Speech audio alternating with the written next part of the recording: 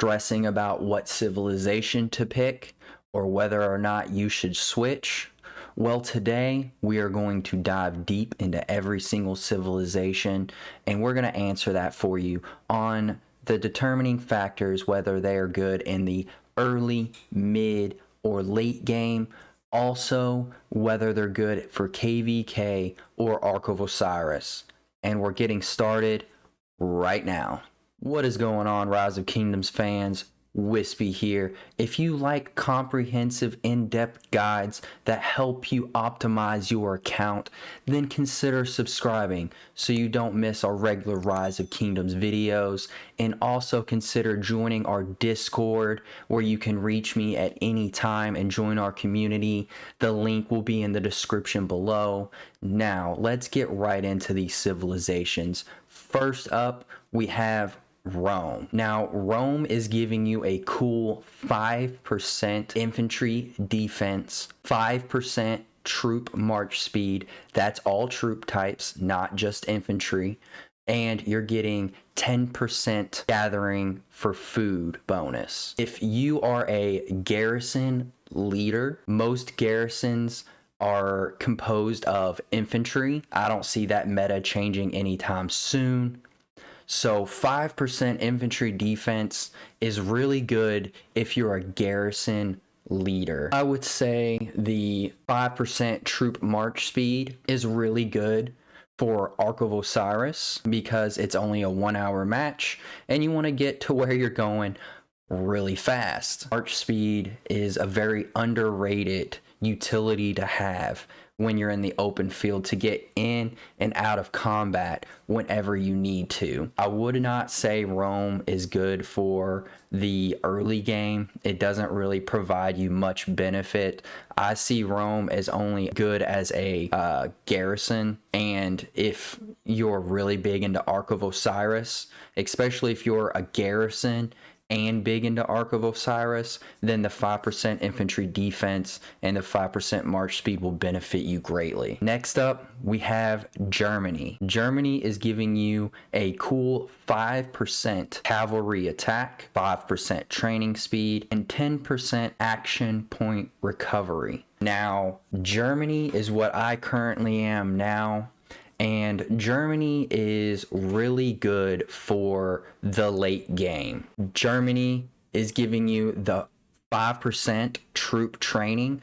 And in the late game, you're going to be doing a lot of training, a lot of powering up, especially between KVKs. And the 10% action point recovery is really good. So you can go out and you can battle barbarians more often and get those sweet barbarian rewards. And in KVK, 10% action point recovery is pretty big when you're trying to push honor and get those sweet rewards in KVK.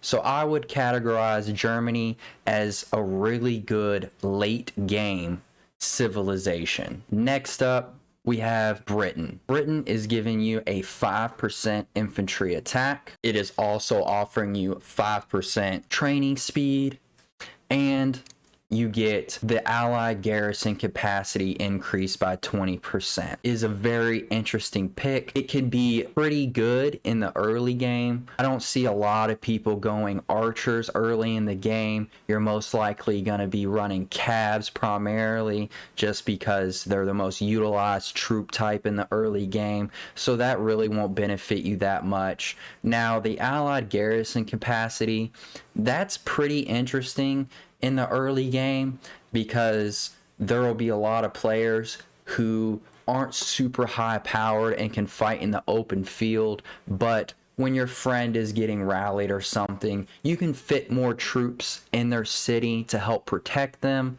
and punish the person that is rallying you. It's okay. Plus, you get to start out with Boudica, and Boudica is a very solid starting commander. Now that I mentioned that you start with Boudica, don't let that determine what civilization you pick, because you're going to be able to get all these commanders through keys. So it's not really that big of a deal of who you start with, but she is a good commander to get right off the bat. Next up, we have France. France is giving you a solid 3% health for all troop types. So that is infantry, cavalry, archer, even siege. So if you look at it that way, it's actually across all troop types a solid 12% health, but you're not going to probably be running around with, siege armies. You're also getting a wood gathering speed of 10% and the hospital healing speed by 20%. France is an okay pick in the early game, but I would say France is more of a KVK civilization, mainly because of the health bonus and the healing speed of 20%. As in KVK, you're going to be doing a lot of fighting, you're going to be healing your hospital a lot, and to get that 20% increased healing just helps save on speed ups. So France is a very, very solid KVK civilization. Next up, we have Spain. Now, Spain is a very interesting civilization. You're getting an awesome 5% cavalry defense. You are getting the 10% experience gained from barbarians and other natural units, and a cool 20% resource production. Now, in my opinion, Spain is an amazing early game civilization. Everything that this civilization has to offer applies to the early game. You are most likely running around with cavalry because that is just the early game thing to do, and you're getting 5% defense, which is a really good stat. In the early game, you are going to be leveling your commanders up like crazy, so that 10% extra experience from this civilization is really good. And if you are starting your account right, you are leveling up your resource productions to the level of whatever city hall you are currently at as you advance. So that 20% resource production is also really good. Next up, we have China. You're getting a 3% defense boost for all troop types, which is really solid. You're getting a 5% action point recovery, and you're getting a 5% building speed. China is another really interesting early game civilization. You're getting that 5% action point recovery, which is what you're going to be doing anyways, because you're going to be leveling up your commanders. You're going to be wanting to get those resources and speed ups from barbarians because every little bit helps in the early game, and you're going to be building like crazy. So that 5% building speed is also really helpful, and plus you're going to have mixed troops in the early game. So the 3% defense bonus between all troop types in the early game, I remember having even siege units in my armies. So that is a cool 12% defense. So China is a really good early game civilization. The mid to late game, it doesn't really have an appeal because you're not going to be worried about building speed anymore. The action point recovery is okay, but it's not that great. I mean, with Germany, you're getting 10%. So that's why I said Germany is more of a late game civilization. China, you're only getting the 5% action point recovery. So that's going to kind of lose its appeal too. So China is a really good early game civilization. Next up, we have Japan. Japan increases troop attack by 3%. Again, not a specified troop, so that's for all troop types. You're getting a 30% out march speed bonus, and you're getting a 5% gathering speed, and that's for all resource types, not one specific one. So you're getting a cool 5% for every resource type.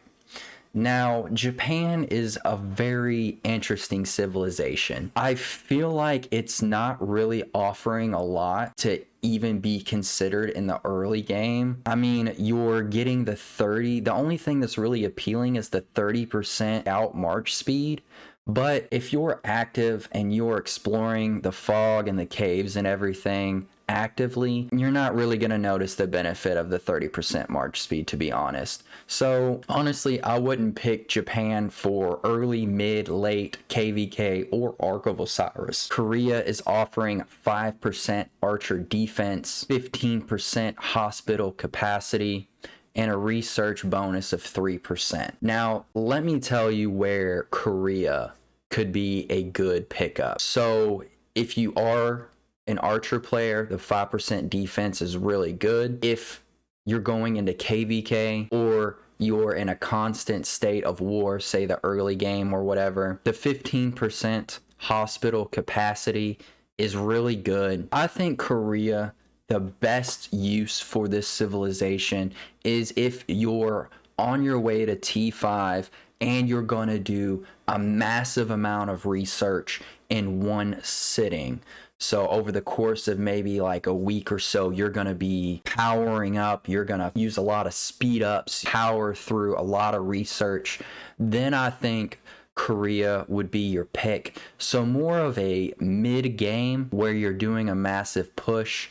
But if you're not pushing research, doing a lot at one time, there's not a big appeal for the 3% research speed. It doesn't really benefit you unless you're doing a lot at once. Next up, we have Arabia. Arabia increases the cavalry attack by 5%, damage dealt by barbarians and other natural units by 10%, and damage dealt by rallied armies by 5%. Now, I feel like Arabia is more of a late game civilization because Arabia is more for a rally leader in your kingdom, in your alliance, because you're getting the 5% cavalry attack and the 5% damage dealt by rallied armies. So what does this scream to you? Attila Takeda, which is still a meta, which will probably never end. So your Attila Takeda is getting a 5% cavalry attack and doing 5% more damage. Definitely a KVK and Ark of Osiris civilization. Next up, we have the Ottoman Empire. Ottoman Empire increases archer health by 5%. Health is one of the best stats in the game. So if you're an archer player or you want to be an archer player, that is a great stat for you. Troop march speed by 5%. That's all troop types. But again, if you're going to pick the Ottoman Empire, you're probably going to be doing archers. And active skill damage by 5%. Ottoman Empire screams to me again, this is a rally lead civilization, okay? You're getting the 5% archer health, which means your rally will survive longer. You're getting the 5% march speed to get you to the target faster, and you're doing the 5% skill damage. So this tells me that you're rallying with either an Edward Esong, an Edward Tamaris. You're rallying with a high skill damage archer rally. So that is what the Ottoman Empire is, and I would categorize Ottoman Empire as a late game civilization and really good for KVK and Ark of Osiris for rally lead people. Now, next up, we have Byzantium. Increases cavalry health by 5%, stone gathering by 10%, and it's another hospital capacity by 15%. Byzantium is an interesting pick. I feel like Byzantium could be good for a early or late game civilization. Early game because you're going to be running around with a lot of cavalry, and health is again one of the best stats in the game, so that will benefit all the cavalry you're using. And the hospital capacity, when you're in the early game, your hospitals may not be that high level, and so this will give you a little extra cushion and allow you to fight longer. And the same reason for the late game, in KVK, you're going to have more hospital capacity again, so you can fight longer. If you're a Cav player, you're getting the health, so that will help you in the open field in KVK. And also those things apply in Ark of Osiris, mainly just the Cav health. because a lot of people use cavalry in Ark of Osiris, but I feel like there are better early and late game civilizations than Byzantium. If you've already picked your civilization, don't worry. When you reach City Hall 11, you get a free civilization change from the game, and you can change it after that point. But I would advise that you wait and you figure out what kind of player you are before you switch, because it's very expensive to change civilizations after that free civ change. You see here, you have to spend 10,000 gems to change civilizations, or you can go into the Alliance shop and buy a civilization change, but it is a cool 2 million Alliance credits. That is one thing I would ask Lilith to change, is why is changing civilizations so bloody expensive? It's just a civilization change. You're not really gaining that much of an advantage over your opposition because they can change civilizations too. Just, there's no need for it to be so gosh darn expensive. There's no need at all. I would say the top garrison civilization would have to be Rome, because you're most likely garrisoning with infantry, and 5% infantry defense is really good in that situation. So really good for garrison, whether you be in KVK or Ark of Osiris. Germany is the best late game civilization in my opinion. And when I say the best late game, I mean in your downtime. So you're not in KVK, you're not in Ark of Osiris, you're just in the home kingdom and you're just chilling. You're getting the training speed of 5%, which you're going to be doing massive amounts of training, so it'll benefit you all around, and you're getting the 10% action point recovery, so you can battle barbarians sooner and stack up on those rewards that you get from barbarian drops. I feel Spain is the best early game civilization, for the simple fact is you're getting 10% extra experience for your commanders. They are constantly being leveled up, and this will just help you progress that a little bit faster. And the resource production by 20% is good, because in the early game, farmers are getting attacked and you're just getting a little extra resources without risking getting your troops attacked. I feel that Arabia and the Ottoman Empire are two really good late game civilizations in the aspect of you are a rally lead. Arabia, if you're rallying with cavalry, especially Attila Takeda, because you're getting the 5% attack and the 5% rally army damage, and Attila Takeda don't do skill damage, so that benefits them tremendously. Ottoman Empire is the same exact reason, except you are a rally lead with skill damage that are archers, with the examples that I gave before with Edward YSG, Edward Tamaris. All right, guys. Well, that was a full breakdown of all the different civilizations and what they could be used for. If this helped you, go ahead and give the video a like. Don't forget to subscribe so you don't miss our regular Rise of Kingdoms videos. And let me know in the comments below if you ended up changing civilizations because of this video. Until next time, I'm Wispy Gaming. I'm out of here, and I'll see you guys in the next video.